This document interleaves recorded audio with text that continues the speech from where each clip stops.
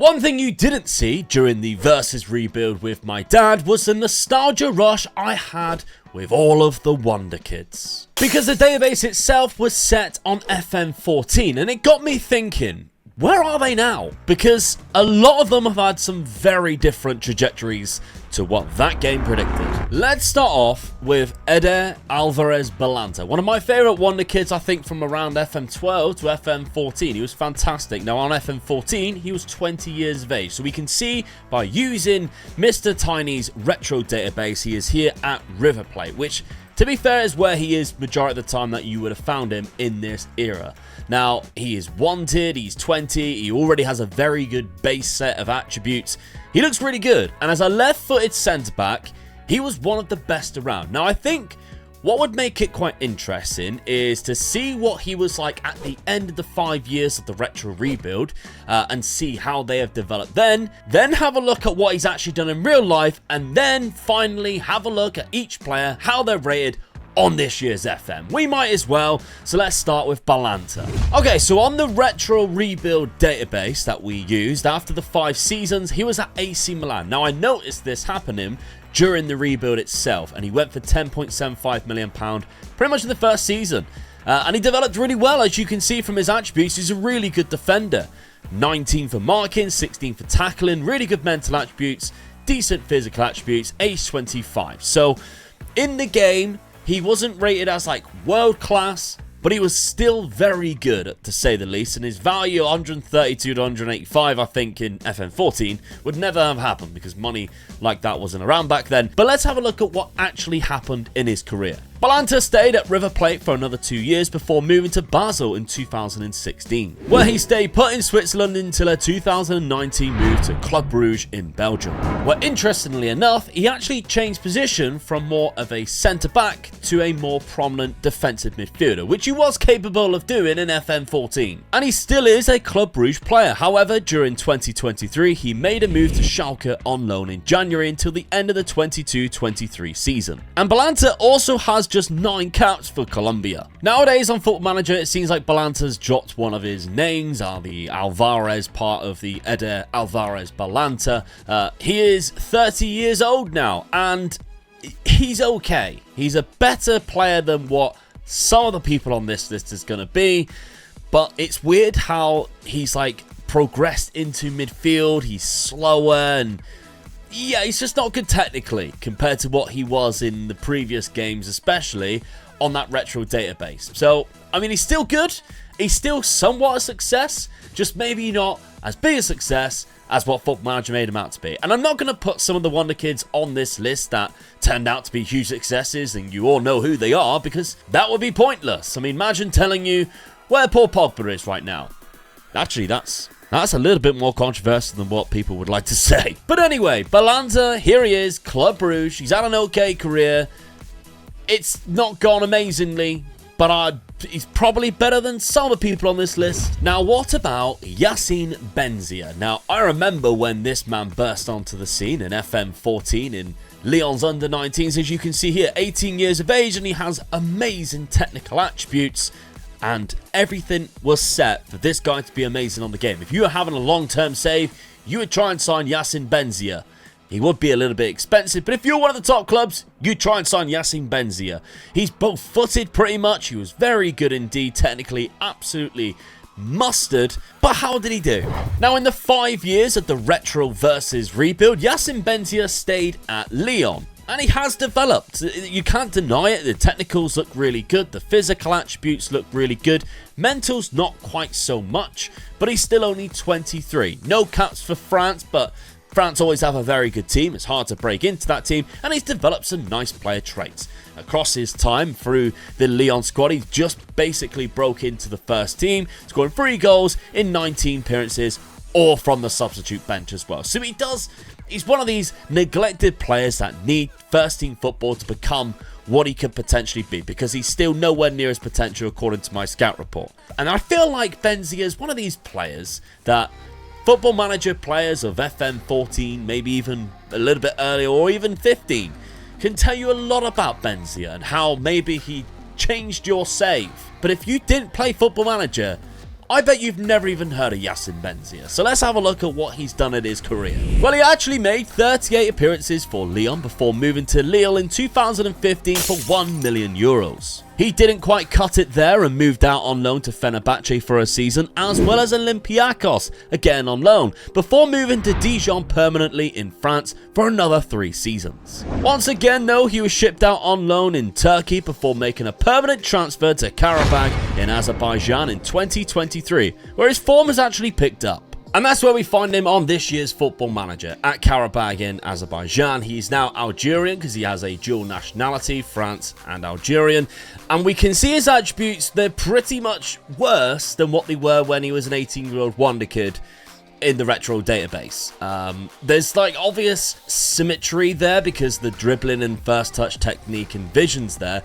It's just the rest of him is really poor, isn't it? Now, don't get me wrong, he's probably really good for the level that he's at in Azerbaijan, but compared to what he was supposed to be, Yassine Benzia is one of the biggest flops that we've seen in the last few years of one of like the most promising Football Manager Wonderkids. They don't get him wrong very often, but they did get him wrong with Yassine Benzia because, I mean, he didn't really play much at all, did he?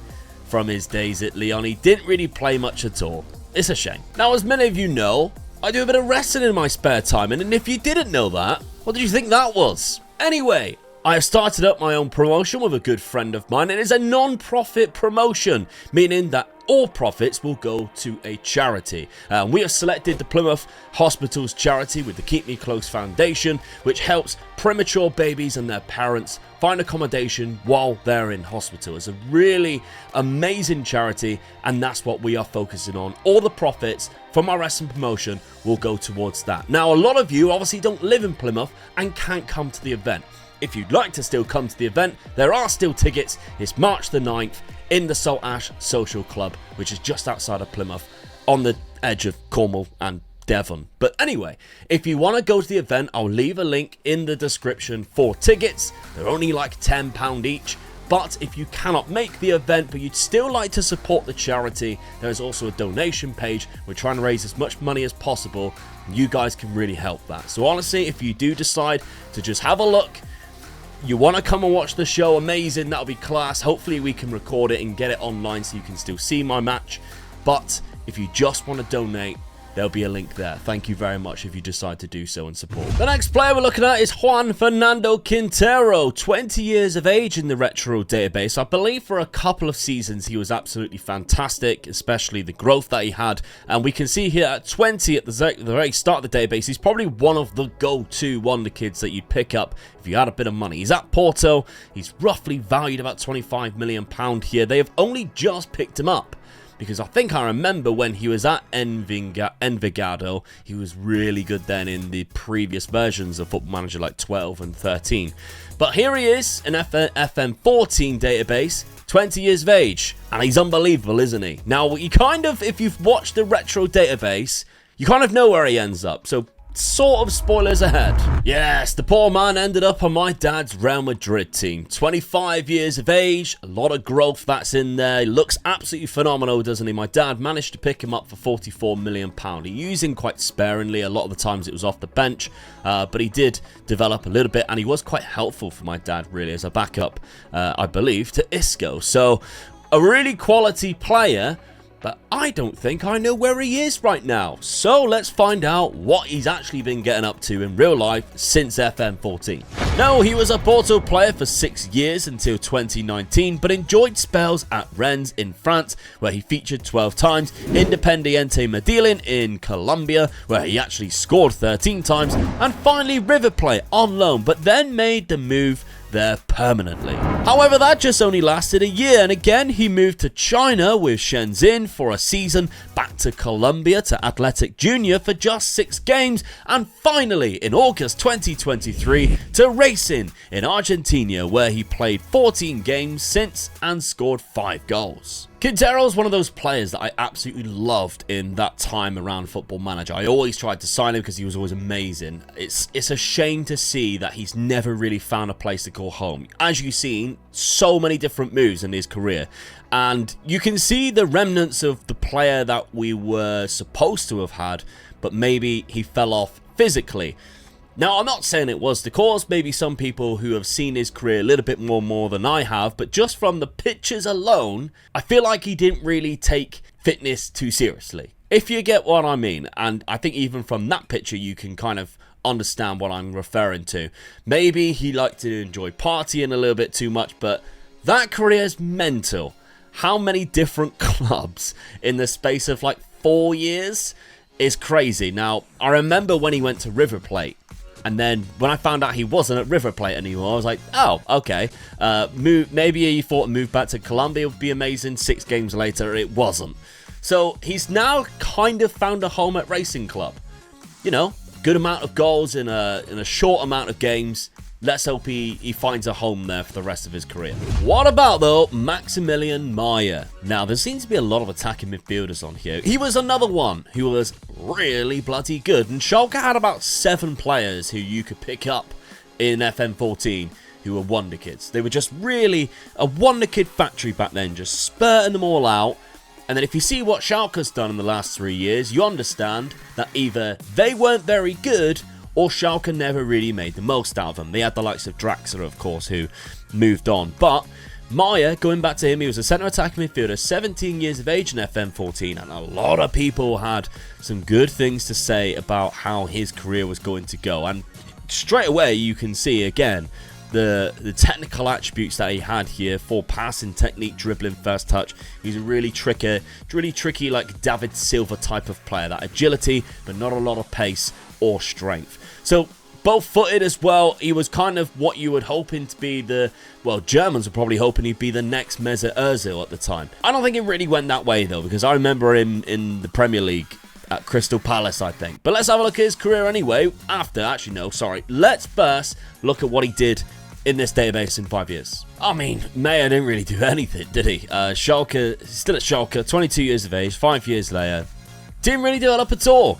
I mean, that's like a year's worth of growth. He hasn't really done anything in 5 years, and I don't think... I mean, he's been playing. He's been playing football. A lot of it's off the bench. Maybe he needed a season in the first team. But that's disappointing.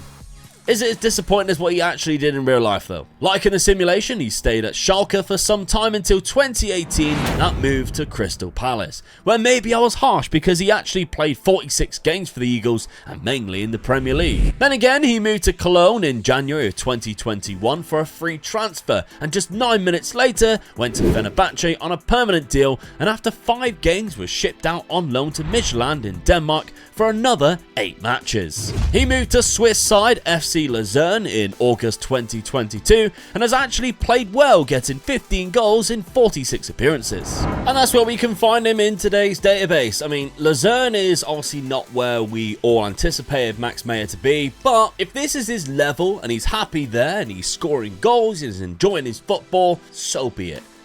He's done quite well since he's moved to Switzerland.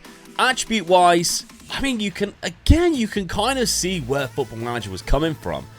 It just seems like these Wonderkids just didn't quite live up to their potential, and it was more their fault than Football Manager. Football Manager seen everything that they could develop into, but it was all down to the player who maybe couldn't quite get to that standard. I don't know. Maybe that's just me being weird, but I think he's had a great season last season. It looks like he started this season well for Luzern. Maybe you guys can let me know in the comments if that's true or not. I just think it's a shame. He's one of my favourite Wonderkids. Again, a lot of these are my favourite Wonderkids. Like from FM12 to 15, I was so into Football Manager Wonderkids. It was unbelievable. And he was one of them. What about my favourite CDM back in the day, Lucas Romero? He is 19 years of age, Argentinian in FM14, and he looks really good. He's at Vélez. The mental attributes are there, which is usually the last thing that comes around. So it's great to see that when you're trying to pick up a Wonderkid is fantastic mentals, and of course the physical attributes of natural fitness and stamina. Perfect.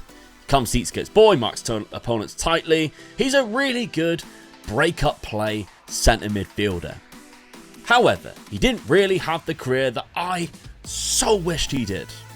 5 years later in the retro database save, he stayed at Valais. Although he did improve quite drastically, to be fair, you can see some really good mental and physical attributes. And there was a couple of times I almost actually signed him. I remember, I think in season number 3, when I was struggling with money, I almost picked up Lucas Romero because he was still fairly cheap.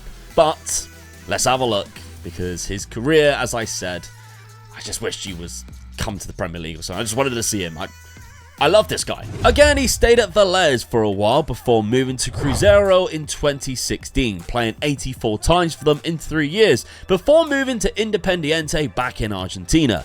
And another 91 games later, he got a good move actually to Mexico, where he plays now for Club Leon. Do you know what as well? He's actually a really good player still. Like, I think he's one of those ones that I would sign quite often.